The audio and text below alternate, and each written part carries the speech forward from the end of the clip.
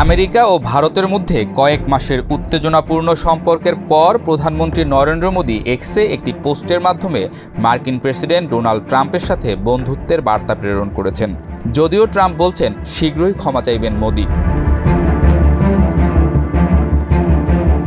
শুক্রবার হোয়াইট হাউসে সাংবাদিকদের সাথে আলোচনায় ট্রাম্প তার পূর্বের কঠোর অবস্থান নরম করে বলেছেন, আমি সর্বদা মোদির বন্ধু থাকব। তিনি একজন মহান প্রধানমন্ত্রী। আমি সর্বদা বন্ধু থাকব, তবে এই বিশেষ মুহূর্তে তিনি যা করছেন তা আমার পছন্দ নয়। কিন্তু ভারত ও যুক্তরাষ্ট্রের একটি বিশেষ সম্পর্ক রয়েছে, চিন্তার কিছু নেই।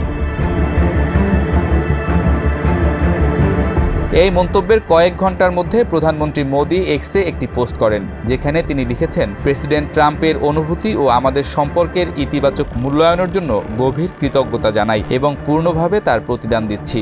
ভারত ও যুক্তরাষ্ট্রের একটি অত্যন্ত ইতিবাচক ও দূরদর্শী ব্যাপক ও বৈশ্বিক কৌশলগত অংশীদারিত্ব রয়েছে। এই কূটনৈতিক আদান প্রদান সংঘটিত হয়েছে এমন এক সময়ে যখন দুই দেশের মধ্যে তীব্র বাণিজ্যিক উত্তেজনা বিরাজ করছে। ট্রাম্প প্রশাসন ভারতীয় পণ্যের উপর 50% পর্যন্ত শুল্ক আরোপ করেছে, যার মধ্যে 25% মূল শুল্কের সাথে রুশ তেল ক্রয়ের জন্য অতিরিক্ত 25% শুল্ক রয়েছে। এই শুল্কের ফলে ভারতের মার্কিন রপ্তানির অর্ধেকেরও বেশি পণ্য প্রভাবিত হয়েছে, যা গত 2 দশকে ভারতের বিরুদ্ধে নেয়া সবচেয়ে আগ্রাসী বাণিজ্য পদক্ষেপ। ভারত এই শুল্ক আরোপকে অন্যায্য, অযৌক্তিক ও অনুচিত বলে অভিহিত করেছে এবং দৃঢ় অবস্থান নিয়েছে। পররাষ্ট্রমন্ত্রী এস জয়শঙ্কর এর আগে স্পষ্ট করে বলেছেন, যদি আপনার ভারত থেকে পরিশোধিত পণ্য কিনতে সমস্যা থাকে তাহলে কিনবেন না, কেউ আপনাকে জোর করছে না। সম্প্রতি চীনের তিয়ানজিনে অনুষ্ঠিত সাংহাই কোঅপারেশন অর্গানাইজেশনের শীর্ষ সম্মেলনে মোদির অংশগ্রহণ ও চীনা প্রেসিডেন্ট শি জিনপিং এবং রুশ প্রেসিডেন্ট ভ্লাদিমির পুতিনের সাথে তার সৌহার্দ্যপূর্ণ ছবি আমেরিকায় উদ্বেগ সৃষ্টি করেছে। এটি ছিল 7 বছরে মোদির প্রথম চীন সফর, যা দুই এশিয়ান শক্তির মধ্যে সম্পর্কের উষ্ণতার ইঙ্গিত দেয়।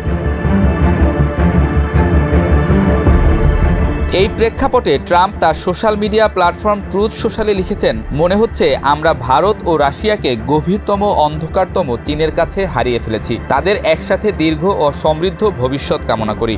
তবে পরের দিন সাংবাদিকদের সামনে তিনি এই বক্তব্য নরম করে বলেছেন, আমি মনে করি না আমরা হারিয়েছি।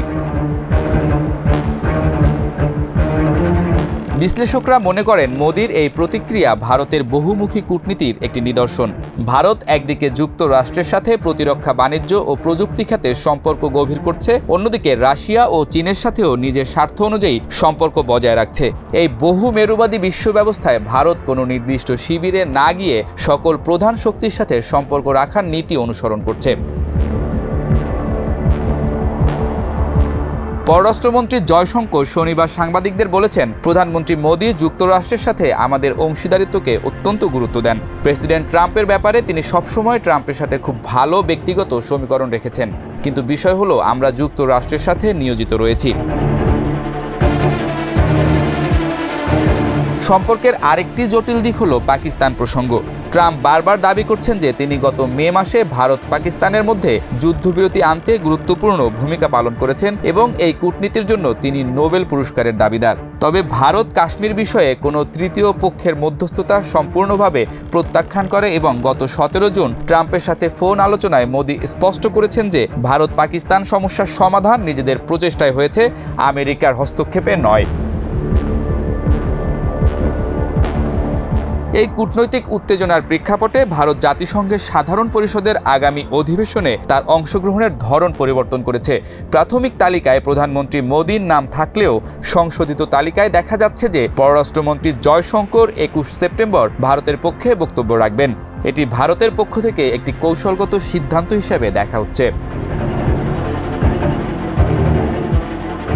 এই পারস্পরিক বন্ধুত্বের বার্তা সত্ত্বেও বিশেষজ্ঞরা মনে করেন যে প্রকৃত সম্পর্ক স্বাভাবিকীকরণের জন্য আরও অনেক কিছু করতে হবে। ট্রাম্প তার মন্তব্যে শুল্ক কমানোর কোনো ইঙ্গিত দেননি এবং ভারতের রুশ তেল ক্রয়ের বিষয়ে তার অসন্তুষ্টি প্রকাশ অব্যাহত রেখেছেন।